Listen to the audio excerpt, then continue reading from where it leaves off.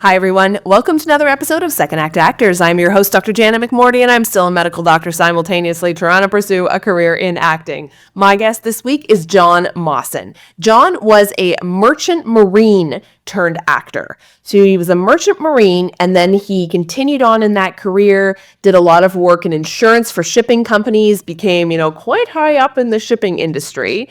And then he'll tell you the story. He had one of those ding moments when he decided, I think I want to do the acting thing. And he is a prolific actor. He's been in theater. He's been on that stage. He's been in the screen. And we actually met at the Sundance Film Festival last year, literally to the day. I'm recording this in January 2025. We met at Sundance January 2024. He was promoting an incredible audio project that he did during the pandemic called Unsinkable. He talks at length about this project, and it is amazing. The cast that he got, it's kind of like a fictional podcast. He got John Malkovich, Natalie Emmanuel, so many incredible actors to do voice work for this project. It's available on Wondery. I'll put a link in the show notes below, but it is an absolutely incredible piece of art that really kind of brings his two lives together, acting, entertainment industry, and his career as a merchant marine. He's a wonderfully fantastic human being with an incredible story to tell. Please enjoy John Mawson.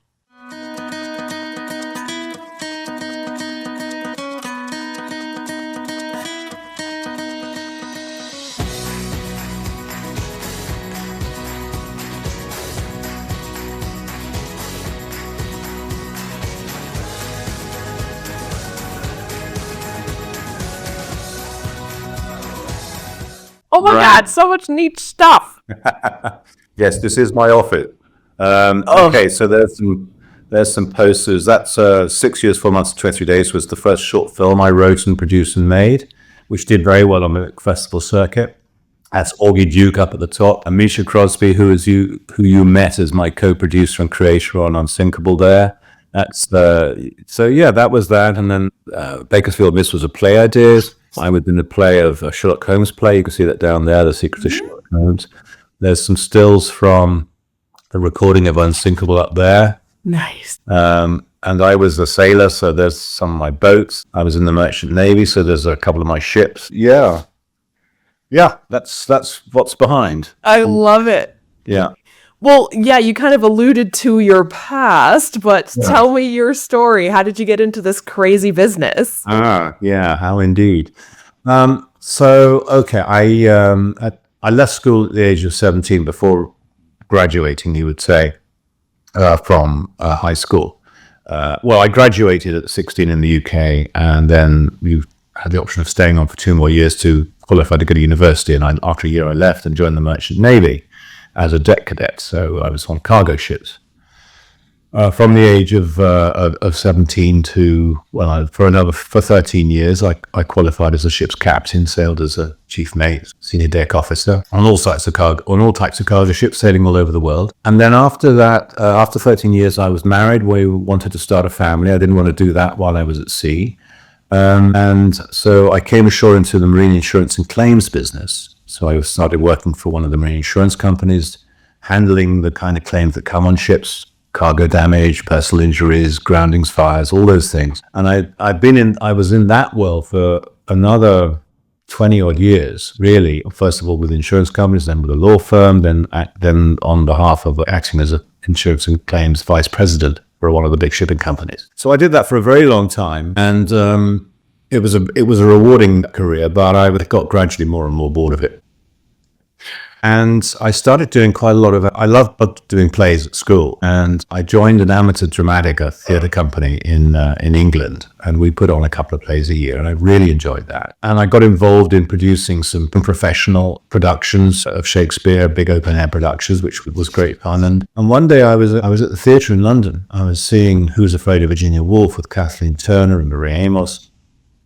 And I was really enjoying it. First time I'd seen a really good production in ages, and it was a stunning production. And I was sitting reading the program during the interval, eating my incredibly expensive tub of ice cream. And there was a full-page advert for a postgraduate course in acting, in drama. And I just looked at this and said, That's what I want to do. And so I applied, and the next thing I knew, I was on a train to London and getting interviewed and having to do, they wanted a couple of scenes. I hadn't had time to learn any, but I had some bits and pieces.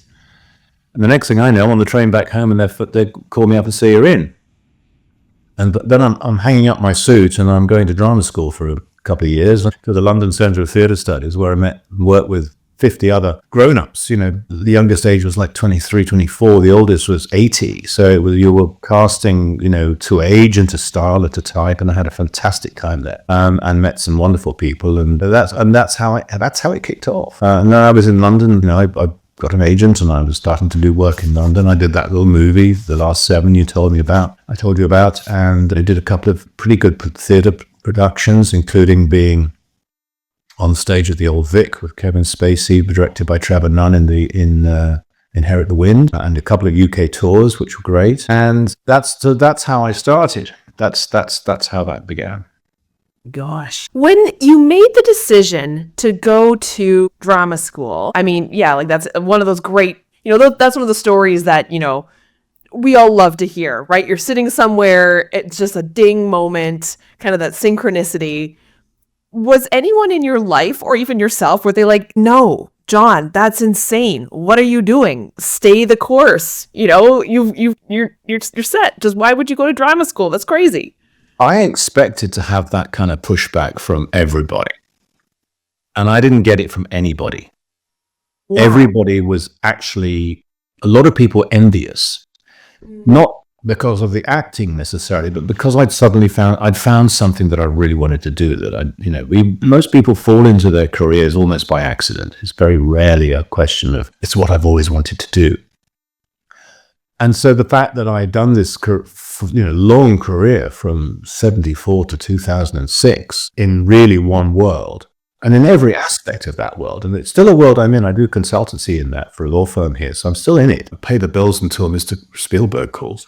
So no, most people were really, some were even envious, but a lot were really kind of, good for you. You're doing something you really want to do. And I think I'd done a big production of Henry V, directed by the wonderful Joe Harmston down in Arundel Castle.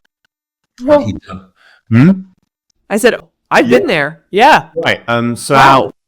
And he and my ex, I had a girlfriend at the time. She was one of the producers in that company, along with Jane Simmons, who's a fantastic actor.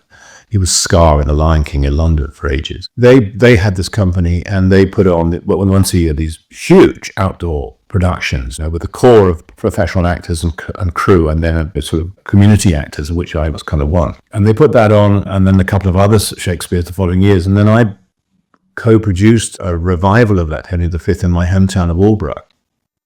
And the summer of rehearsals and flag waving and learning to sword fight, it was a full-on physical experience. And I realized then that I was happiest in the company of actors, acting, than doing anything else. And so, it just sort of spoke to me. Yeah. What is it? I know this is such a loaded question, because I love what you said, and also makes me kind of sad when you talk about people being kind of jealous or impressed or kind of, I wish I could do that. Is there a personality trait or something like deep-seated in you that said, I can do this, but I'm actually going to, as opposed to a lot of people go, oh, I wish I could do that. And then they kind of just go, oh, well, I guess maybe in another life. What is it about you that you find you're like, no, if I say I'm going to do something, I'm going to do it? It's a really good question, and I'm not quite sure what the answer is, but I've always done that. To leave school and join the Merchant Navy. I was at Westminster Public School, one of the top schools in the country, and people did not join the Merchant Navy. From there, you became a barrister, or you went on to Eton and you became Prime Minister. You didn't join what was considered to be, a rather grotty profession, and I did it because I loved the sea. And it was just something that, I realized I was at school learning to be a doctor without any real reason to do it, other than the fact my father was a doctor. So I wasn't happy doing that, and I wasn't doing well at it. And so I did it. When I do something like this, I pretty much always keep an escape route for a while. I could always give it up and go back to it. That was my other thinking, that I could always give it a year or two, and And if I found it didn't work, I'd get myself a job back in shipping again. So that was it. I've always done that. And then, and when I came ashore, that was an easy move. When it came to the acting, my kids had finished school. My son said he was backpacking in Australia. My daughter was about to go to university. So there wasn't that tie to the UK or to, I'm talking really then about deciding to move here to Los Angeles. So I've always made those calls. But again, when I came here, it was like, well, I'll give it a year or two. And if it doesn't work, I'll go back. And I didn't burn my bridges in that way. I guess that's what I've been willing to try things. And not hesitate. But it's always a confluence of demand, of pressure, of opportunity that kicks into place.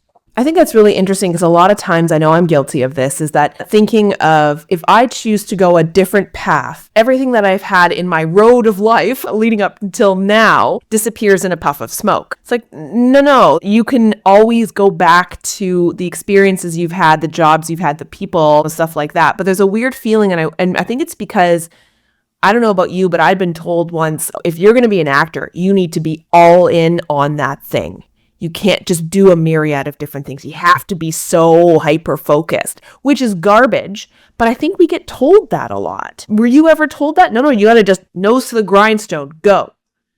I think I have a slightly different take on that. I do think that if you're going to do something as dramatically different as become an actor, you have to be very, very focused. You have to be passionate about it.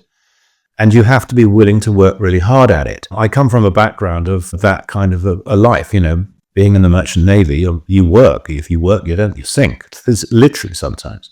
And in the business world, I ended up vice president of a large shipping company. You can't take your foot off the pedal. You have to, if you're going to do something of that serious and be willing to, not just willing, but able to jump on a plane because there's a phone call that a ship's hit a reef in outside Egypt, and you've got to get there and do something. Well, you do. And coming into acting, well, I took a very business-like approach to it. Okay, I need to learn to be an actor, and I need to continue. And it's quite plain to me, I need to continue to learn. I need to be in class. I need to study. I need to read. I need to work with other actors. I need to work on my craft all the time. I need to get the decent headshots. I need to do this. I need to do that. I need to get reels. And it drives me nuts sometimes when I see, and I meet a young or new to the game actor who's like, and I'll look them up on IMDb or whatever, and it's like, well, where are your reels? Oh yeah, I've got some stuff, but I haven't got round to. I'm about to swear. I don't know if that's allowed. That's allowed. Like, fuck off. Get it up. It doesn't matter. I mean, do the damn work. And that drives me nuts. It's one of the reasons why I enjoy coming here is because if you come here, you come because you're driven.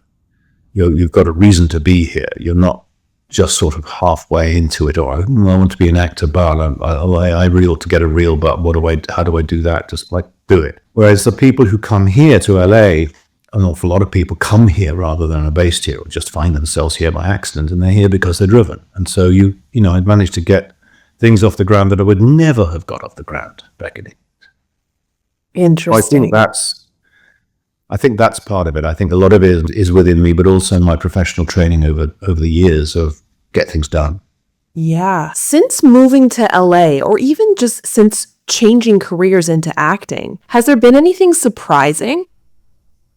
Well, every day. Of course. I love this question because everyone's like, Well, yes. I mean, obviously, one of the great things about acting is you never know. Well, I've created a lot of my own work, as you know, and that's great. So I know what I'm doing. I know what I'm creating. I know what I want to do. I know if I'm making a short film or I'm writing, I write a lot. I have a project and I have an end game, and where I'm going with it. But then, then you get a phone call or an email from your agent saying, "Got to put yourself on tape for something," and it's something. What's this? Or I'm going to play something completely different. Or or you get asked to do a play. Going to learn, what is this play? So yes, everything is surprising, and that's one of the joys of it, is you never know what's going to happen next. There's an interesting mindset shift, I think, that can happen Because that can also be extremely disheartening and I think frustrating about the industry because it is so unpredictable and it is a gig industry where it's like, yeah, I never know what's going to happen next. It's really frustrating. But that flip into the way you explain it, it's optimism, it's excitement. Has that always been you, or is that something that you've had to learn over time to be like, no, this is an exciting part of this industry as opposed to, oh, this is terrifying? I think I like the surprising. I like the new. I can get comfortable in what I'm doing, but I get bored. And I think one of the reasons why I was in the insurance and claims business so long is, you can get a phone call and you've got a problem. You've got to solve it now. I would call up a lawyer perhaps and say, clean sheet of paper, we have a new case. This has happened, this has happened, this has happened. The ship is there. This is the circumstances. Who do we need to go? What do we need to do about it? It's a production. It's a stage production. You've got to cast it, you've got to crew it, you've got to get to it, you've got to deal with it, you've got to learn the circumstances, and maybe find out new law, you've got to interview people. So, and that's the part of the job I really enjoyed. And also I am a show-off. I am what one might politely say an extrovert, and more accurately say a ruddy show-off, right? Love being on stage. I love it. So, I used to do a lot of, seminars and stuff, and I could speak for hours on stage. And so that side of it has never bothered me. In fact, it's something that I'm attracted to. You've mentioned a lot of things that you've been able to bring from your prior career into acting. But is there anything else that's coming to mind that you've brought from your career now into your acting, writing, producing life? I think we bring everything. I think you tap into everything you've got at times. It might be family background. I've written a lot of stuff about a lot of my screenplays and Unsinkable itself, which is why we met at Sundance last year. It's about the Second World War. Well, I'm old enough, and I was the youngest of a large family, that my parents served during the Second World War. And my uncle and my uncles and my aunt and everybody around them, and therefore around me when I grew up, were from that, what we would now call Greatest Generation. So I've certainly inherited that from them. Their toughness, their resolution, their refusal to give up, their refusal to bend the knee, certainly comes from what I learned as their knee. So I certainly bring that. I'm trying to think of your question again. Make sure I'm not going off the rails with it. Sorry, I've kind of lost track with what you were asked. What was your question again? Yeah, anything else you've noticed you've brought from your career in insurance, in shipping, now into acting?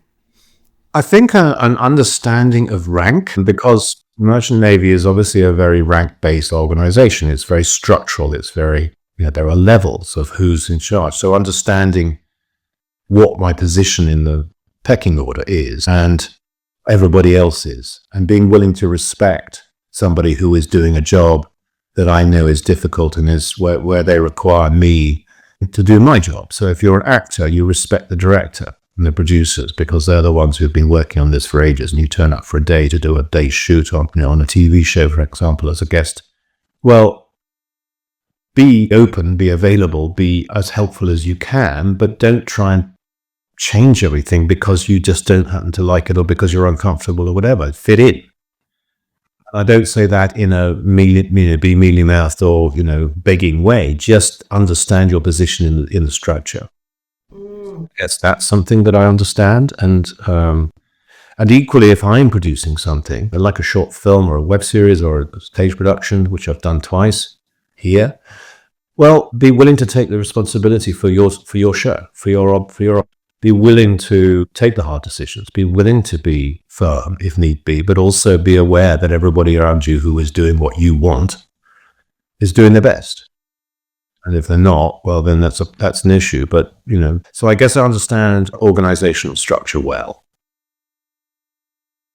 I don't know if that makes sense. That's really interesting. Yeah, it makes complete sense. I think what's really interesting and what's been a big learning experience for me is the idea of, as actors, I think we're pretty guilty of being like, the world revolves around me. Without the actor, there is no anything. But when you show up on set, it is very clearly not the case, right? So there's so many other people there doing incredibly difficult and incredibly high level work. And yet your job is to show up, do your job. Yeah, and I was after I was at the Old Vic in Inherit the Wind. The next play that came in, I can't remember remember it was an American play, but Jeff Goldblum was in it. Wow! And he's someone I've met a few times actually. I've sung when he's been playing with his band. It's Edith Schnitzler band. I can't remember, but he's played piano. He used to play piano at a local bar in LA, and you could sing along. So I do Summertime or something because I used to do some musical theatre. And I was friends with a lot of the people who worked at the Old Vic because I was there for like 5-6 months.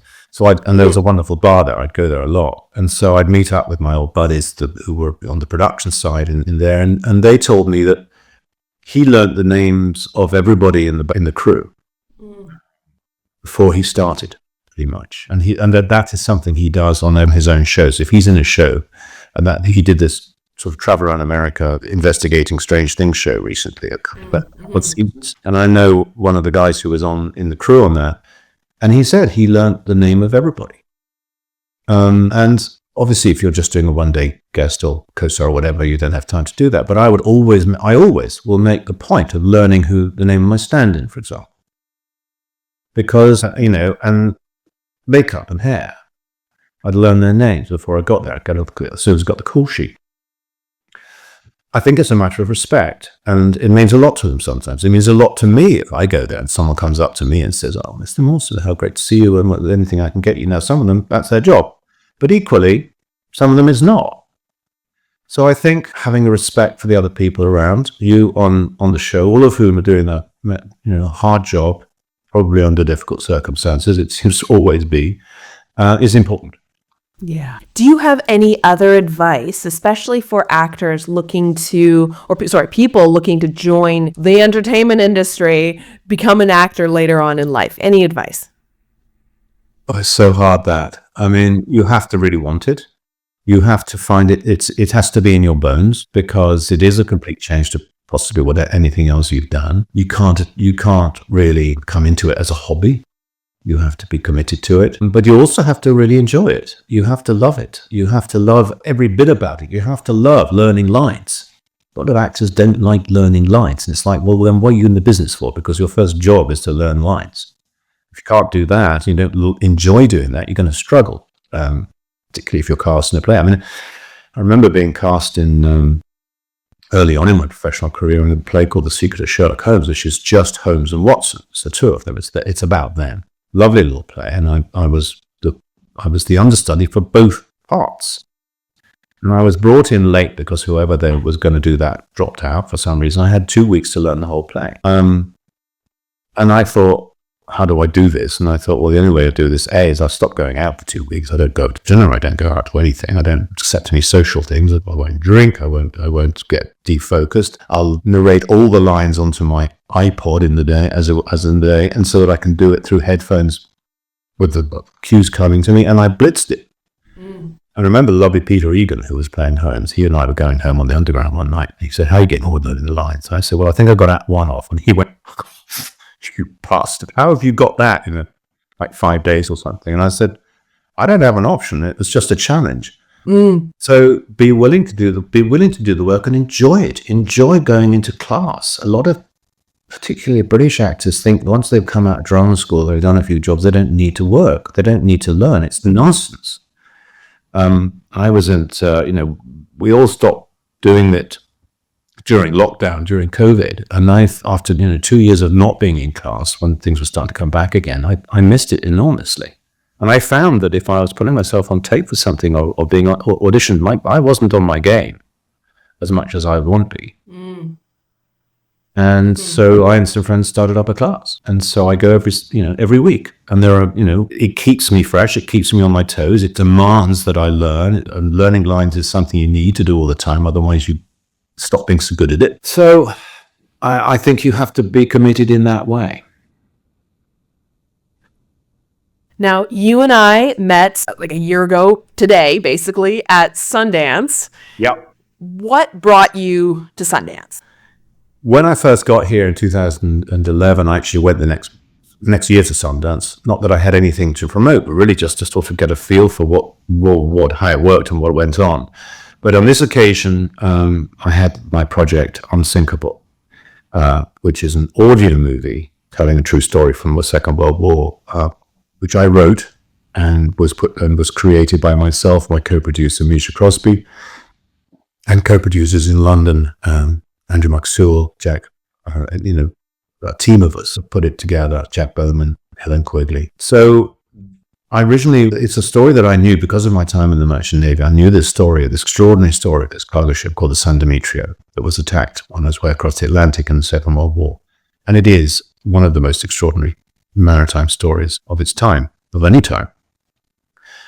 And so shortly after I got here, actually, I made a short film, which that one I told you about, this one there, 6 years, 4 months, and 23 days, which is on YouTube, by the way. You can find it if you type in the title, you'll find it. It's fun. It's a nice little movie. It did well. And I thought, I'd better write. And this the screenplay for that actually was runner-up at Slam Dance at the screenwriting competition.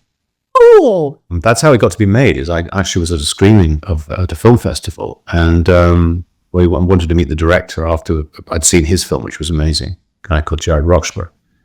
And he said, "What are you doing?" And I said, "Well, actually, I've just won this thing." And he went, "Well, send me the screenplay. Come and have a read of it." And I sent it to him, and I thought I'd get some notes. And he came back and said, "I've just spent 2.5 years making this documentary feature. I want to get back into narrative. I want to make your short film." That's how that came to be. But anyway, so I then thought, I better write, in case people like my writing or whatever, I better write a full-length screenplay. I better write something very cheap and cheerful, two people sitting around a table, whatever. And instead I ended up writing an incredibly expensive full-on war movie. But it's something I discovered is I'll just suddenly think, that's what I want to write. It's been in the back of my mind for ages. The story's been there. And even when I was at drama school, I wrote something not specifically about that ship, but we had to do presentations, and we had to find things, and I wrote something, and it was about the Merchant Navy Memorial in London, where all the ships that were sunk and all the names of all the crew are registered on bronze panels. It's a beautiful garden right next to the Tower of London, and I recommend anybody going to London to the Tower of London just stop off there on the way. And so I wrote this piece about that, which went down well. And so I'd already started thinking about writing about something, and then the San Demetrio story popped into my head. I wrote the full-length feature film, rewrote, got it into pretty good shape, and it did the rounds. I had an literary agent, it didn't get anywhere.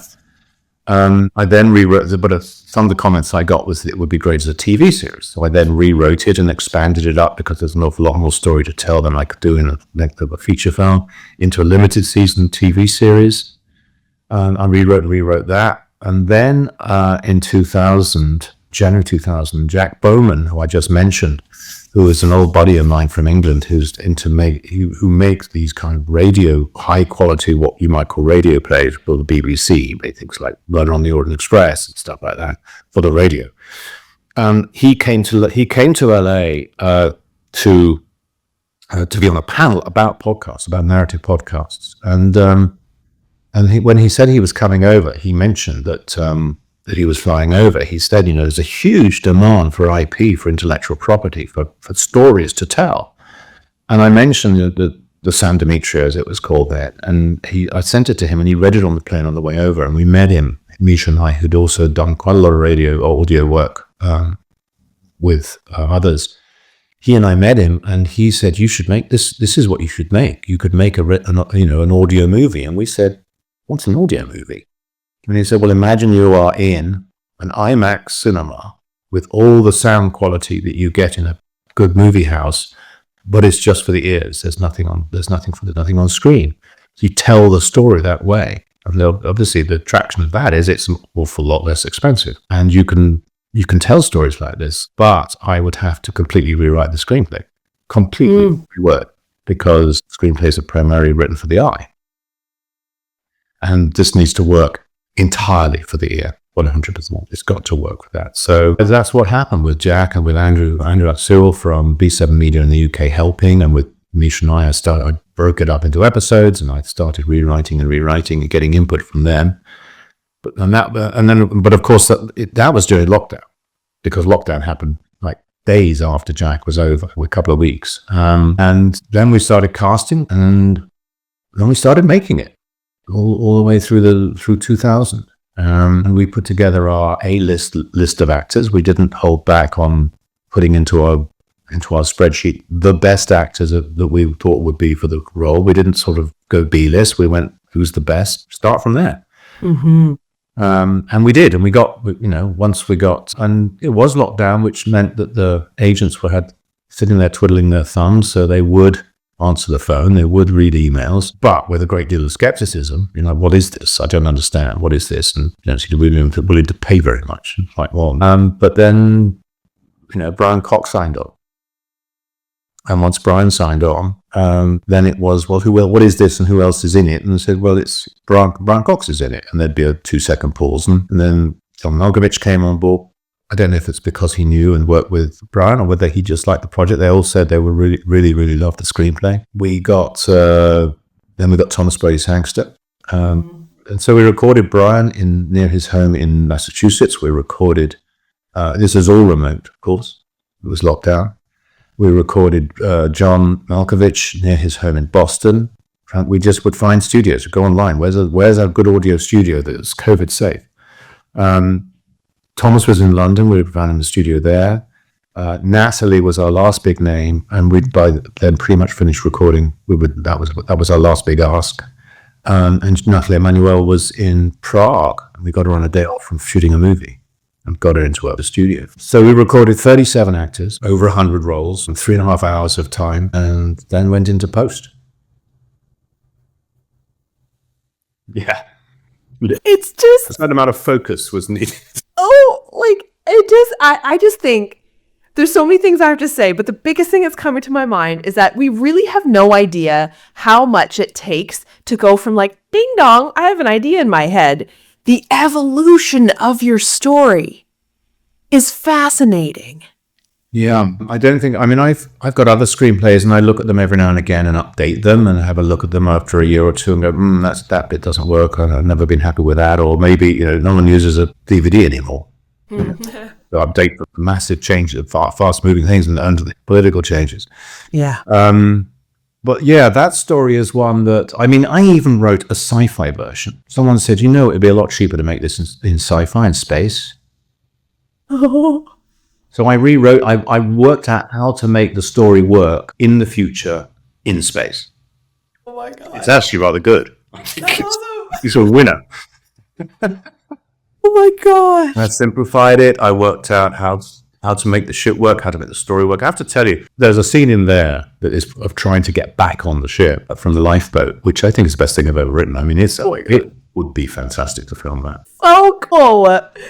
But it means I know the story so intimately. I know there were 16 guys who were the real characters, plus people in London. But on the ship, there's 16 survivors. And some of them quite a lot about. Some of them even have recordings of their voices talking about the real events that you can find online. But some of them nothing more than their names. So you have to create them. You have to decide who they are and give them the work to give them what was happening. And so it's because I'd spent so long writing and rewriting, doing different versions, it made it a lot easier than otherwise I think it probably would have been to rewrite it for the ear, to rewrite it as an audio piece. And also, I can hear their voices in my mind. If I'm rewriting or I'm writing something that they might say, I know what they'll say or how they'll say something. And I think that's really important for any writer, is to know the voices of your characters, to know... I think you hear this a lot from knowing how they would react in a given circumstance, in a set of circumstances. What would this guy do? So where is it going? Where is the piece going now? Like, can we hear it? What's the plan? So yeah, last summer we signed with Wondery Plus, and it's out on their site. You can listen to all 11 episodes on Wondery Plus. We've also shot 13 inside the episodes, which are video, and they're like 5 or 10 minutes each. You can find them through that link or just on YouTube. So there's an introductory one, episode 00, and that's Misha and I talking about it, but also interviewing people, talking to people and looking at particular moments as to what happened in each episode. So there's an introduction as to how it came about, which we've kind of talked about. And then there's an episode you can listen to or watch after each episode. And then there's a 13th episode, which is a couple of deleted scenes that we just felt, I love personally, but we felt worked more than we needed to have in the show. Awesome. So yeah, there's a lot there. There's a trailer you can find, quite a long trailer, which is on YouTube, or you can see it on the Wondery site, and that's also got some comments from the lead actors. Also, we had people like Harry Hamlin in. Harry's a friend of mine, and he did me a solid by portraying a particularly unpleasant character. So yeah, there's a lot you can enjoy. Yeah. And now, yeah. Oh, we'll put a link in the show notes. Yeah, so everyone. If you just go to Wondery, if you just go to Wondery Plus and then type in Unsinkable, you'll find the show.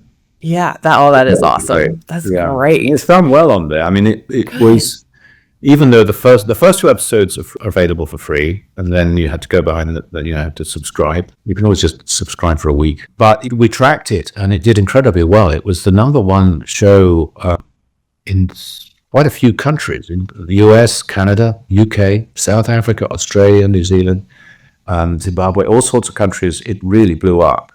This was last summer, but it's still there. And listen and enjoy. Oh, that's fantastic. Is there anything you're looking forward to coming up now that you have this massive success under your belt? Yes, I mean, ultimately our aim has always been to make it as a movie or a TV series. And that's where we are starting this year, is getting into discussions with agents and producers and studios, and to having proved it, having a proof of concept, literally, or how successful it has worked for the year. Yes, it gives us a springboard into getting interest into producing as a movie or a TV show. That's exciting. How about yourself personally? Anything else coming up for you? Well, I'm writing something else at the moment, which is, I've got a project on the go at the moment. It's an interesting one. It's a story that's told entirely from, it's based on a true story. It's told entirely from it's a memoir, if you like. So it's told entirely from the point of view of the person who experienced these events. So I'm having a go at writing it 100% from his POV. So it'll be filmed from that perspective. You will only see what he sees, what he does. The only time you'll ever see him is perhaps briefly in a reflection in a window or something. I'm really doing that to see if it works. It tells a story over about 8-9 days, and I think I'm 4 days in, so it's a day an episode. So I'm working on that at the moment. That's interesting. But so that's what I'm working on. That's really cool. It could be. I don't know if it will be, but it could be. It was interesting watching, I don't know if you've seen Nickel Boys, the movie, which is up for an Oscar. I think it's been nominated for some Oscars. It certainly was nominated it was one of the potential nominees for the SAG. I got lucky enough to be on the nominating committee for SAG this year. You get drawn by accident. So I got to see a whole load of movies, which is fantastic. Amazing. And that was one of them. And that's shot primarily from the POV of the 2 lead characters. So that technically was interesting to watch. Yeah. It's interesting thinking about, Sundance. The reason why I was there was in support of the Canadian entry, which was a horror film shot entirely the point of view of the killer. You saw you saw the killer's, I guess he's technically a he. You saw the killer's face once, but everything it's like you're stuck to his back and you're just following him. It's like one. So you see his back. Yeah, you see his back, and you're walking kind of with him, and you're just stuck to him. Basically, it's like one big video game walk sequence. Got it. It's horrifying because you're like, I don't want to watch what he's doing, but you're like, nope, I have to be here with him because this is what the film is. But I think, like you were saying, technically, it's really interesting to watch because it's still really unexpected. And pretty jarring, I think. Not just horror, but like any genre. When you're so point of view of that person, you can't leave. No. So, whether it's something that, I mean, it certainly works, but whether it will sustain over all the episodes, that long, I think is the interesting issue. Or whether people just get used to it and live and go with it. Yeah, it's an interesting experiment. It's interesting. So that's what I'm working on. Nice. We're not Sorry? We're not doing other things, avoiding wildfires. Oh my gosh. Yeah. Oh. Do you have any final words of wisdom or advice? I hate giving advice. I do it far too much.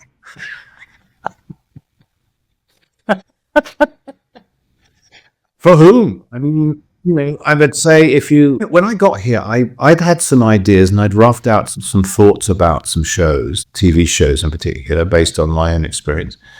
But it never occurred to me that I could write.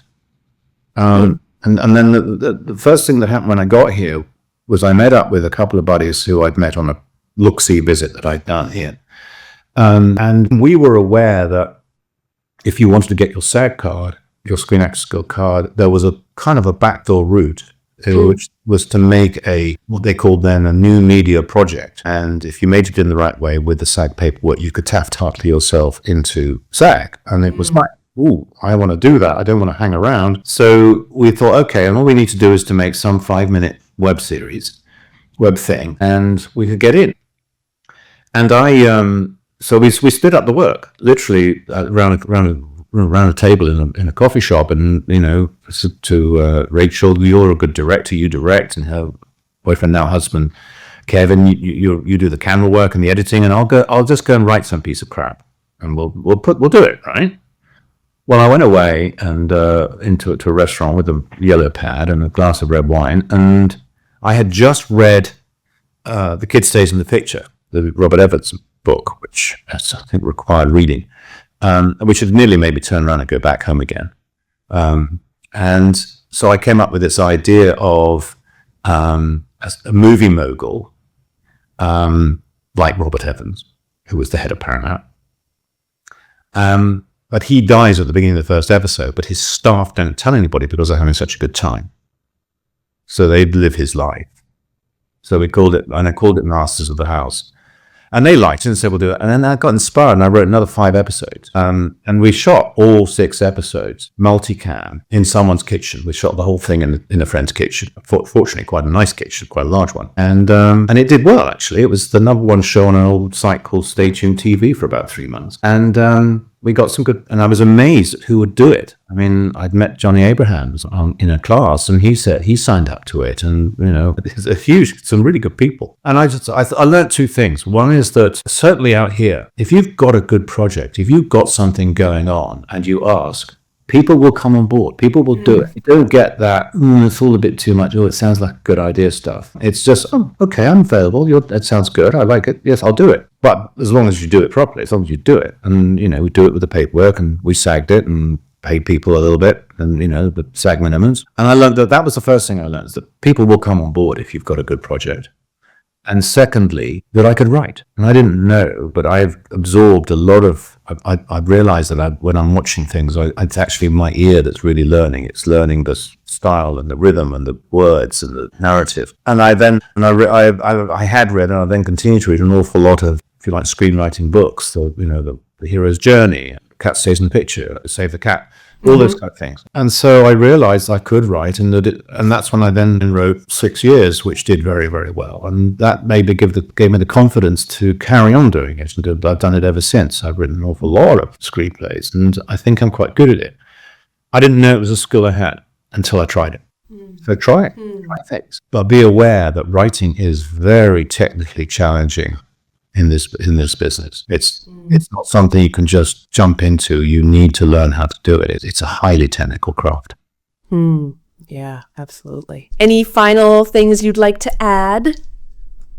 Well, I hope everybody is keeping safe at this dangerous time. I mean, I've literally in the last 2 days, we live outside of LA to the northwest, and we had 3 fires spring up near us yesterday.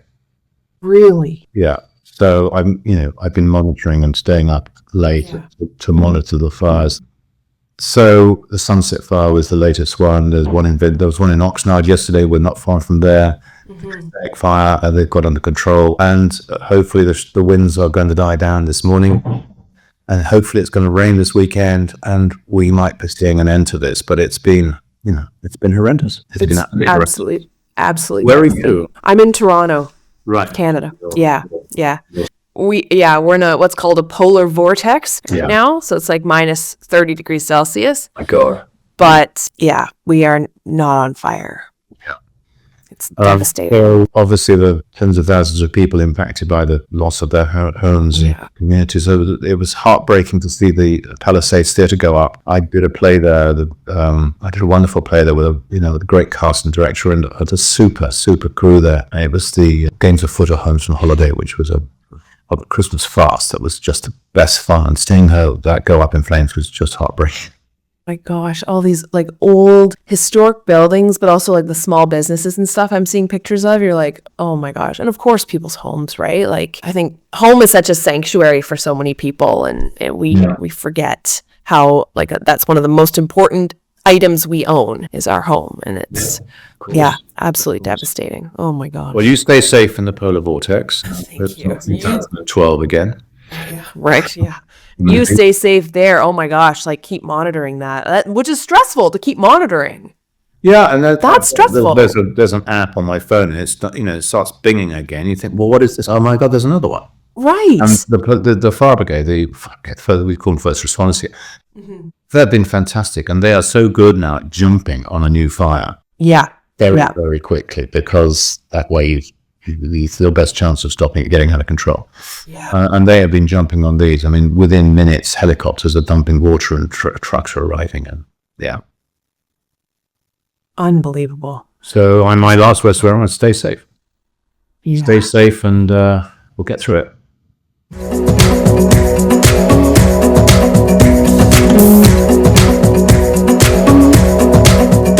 Thank you, everyone, for tuning in. And thank you, John, for being my guest this week. It was so nice to see you again, even though we haven't seen each other I actually got to meet him in person. One of my guests I got to meet in person, rare, before he was on my show. Again, we met at Sundance. It was wonderful. I hope everything is going okay. He is, of course, in Los Angeles, and the wildfires there are absolutely devastating. So we're thinking about you, John. And if you would like to check out his incredible audio drama, the link is in the show notes below. It is called Unsinkable. Definitely check it out. What a piece of art. I hope you all tune in next week for another episode of Second Act Actors. Bye.